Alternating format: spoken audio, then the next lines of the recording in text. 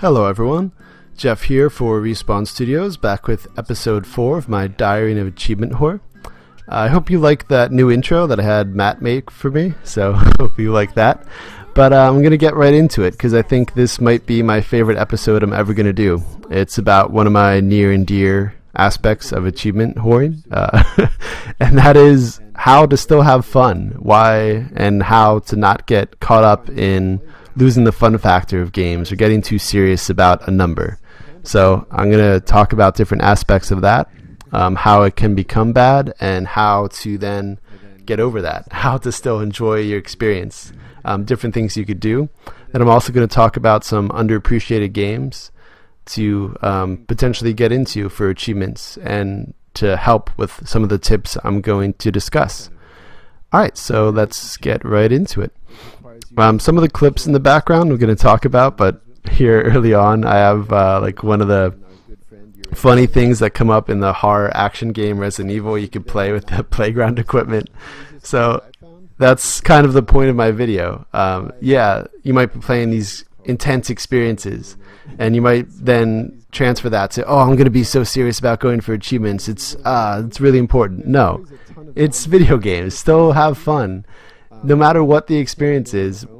But whatever. Okay. There's so many things I want to get to, so I'm just going to start from the beginning. Alright, a lot of people have criticized achievements for all kinds of reasons, saying they took the focus away from the fun of a game, or that they spoil things if you see the descriptions or names early, like the name of, say, like a boss that starts a game as an ally, but you're scrolling through achievements like, shit, I have to beat that guy? What? No! So you could spoil things for yourself, or that there are just uneven difficulties. Some games have like 5 achievements worth 200 points each for doing like press start versus so like Avatar the Burning Earth, which I mentioned before, you can get all the achievements in the prologue from hitting one button. But then on the opposite end of the scale, there's games like Final Fantasy XI, the MMORPG, which you have to pay the monthly fee for. Well, it might be gone at this point. I don't even know if the servers are still up at this point. But anyway, the achievements for that game were to get like each class of character to the max level. Like that would take hundreds and hundreds of hours. Are you kidding me? Or Quake 4 had probably the most infamously difficult achievement ever. Be number 1 on every online multiplayer leaderboard. Like what? Who the hell? No. Unless you're like playing the game the first day and everyone else sucks or something. Like, how is that possible? And I'm not trying to say that these claims are wrong. Obviously, I just agreed with some of them. But I want to stress in this episode that there are a lot more positives to achievements than negatives. And it's really about your perspective with gaming and thinking about achievements. So I'm going to try and tell you how I've come to love and appreciate them without going crazy or taking the fun out of gaming, because I was certainly in that dark place as an achievement whore for a while. But now I'm back to going for achievements and still enjoying games. So I'm going to tell you how you yourself could do that. So first and foremost, if you want to be serious about going for a huge gamer score, then I suggest making realistic goals. Do not try to get something like 20,000 gamer score in 5 days, something like that. Yes, that is possible, especially if you're early on. You have a lower gamer score. You haven't played a lot of the older sports games or kiddie games. But in the end, we're talking about a number on a profile related to video games on the internet. So just don't lose yourself in becoming too serious, trying so hard to get every achievement, every game, that you lose sight of why you're even playing in that first place, to enjoy the game. It's a video game. It's supposed to be fun and escape from the actual stresses of your life. So if this is one of the stresses of your life, going for achievements, then don't do it, obviously. You're doing it wrong. So then what can you do? Find games. This is my big suggestion. Find games in the genre that you love the most, whether it's first-person shooters, RPGs, sports, racing, fighting, action, or if you're like me, horror. Then no matter what genre that you prefer, I really suggest first playing through the season mode of like a sports or racing game, or going through the whole ladder of a fighting game, or playing through the story mode of an RPG, FPS. without looking at the achievements. Don't even think about them. Just play the game for fun the first time. Maybe even turn notifications off so you don't even know when you get achievements.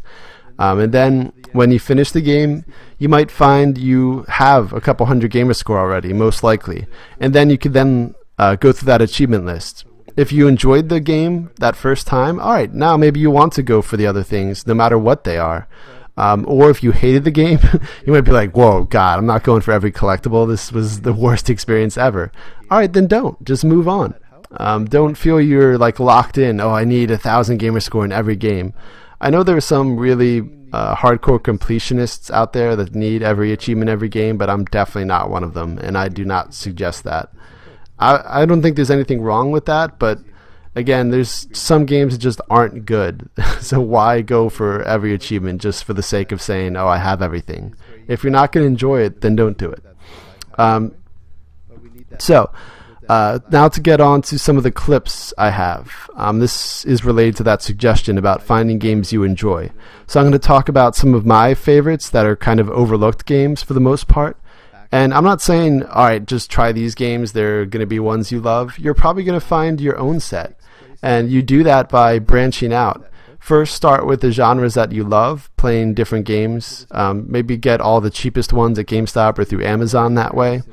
Just try stuff out. And then you might find games that got bad reviews or that you didn't hear of in the first place might actually be some of your favorites. So that's one of the cool things about going for achievements. You might find some overlooked games.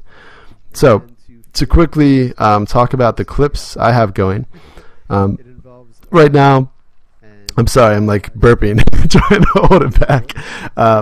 Right here is Silent Hill Downpour, which some of you watching this might know me for, because Silent Hill Downpour, well, really the Silent Hill series hasn't been popular since Konami has had different companies making it lately. Silent Hill Homecoming and Downpour were made by different companies. And to me, they're the best two Silent Hills. And I loved Silent Hill 2 and 3. But I think the two newest ones are incredible. But anyway, Silent Hill Downpour can be beaten in like 2 to 3 hours if you're experienced with games like this. If you do the side quests, yeah, it probably takes like 4 to 6 hours. But it's a quick game. And you'll want to keep playing it, to me. It's just enjoyable. So if you're interested in something like that, I do have videos up for a lot of different aspects, so you could see if you might enjoy that game too. Right now, here's Far Cry 3. And this was actually my game of the year in 2012. I got this game just because there was nothing else coming out around that time that I cared about. I'd never even played a Far Cry game before, but this totally blew me away. It's awesome. The story mode is so cool. The graphics are great. The gameplay is varied and very entertaining. It's just awesome. I'm gonna have it. I'm not sure if it. I think it already came up in the video. Dead Rising 2 Off the Record is so cool. It's another game like Deadly Premonition, which I think I mentioned early on. It kind of fuses horror and comedy. And the best thing about Off the Record is it has a sandbox mode where there's no time constraints anymore. You could just kill zombies and take funny pictures with your friends. So yeah, you can find all of these kinds of different games out there. There's a game like Two Worlds, which you could probably find for a couple dollars. It was initially advertised as an Oblivion killer, the Elder Scrolls Oblivion. Yeah, right, one of the like best RPGs ever. Two Worlds looks like it was an early PlayStation 1 game. The graphics are really bad. The voice acting is like hilariously bad. I don't know if that was intentional or not, but you're just going to be laughing.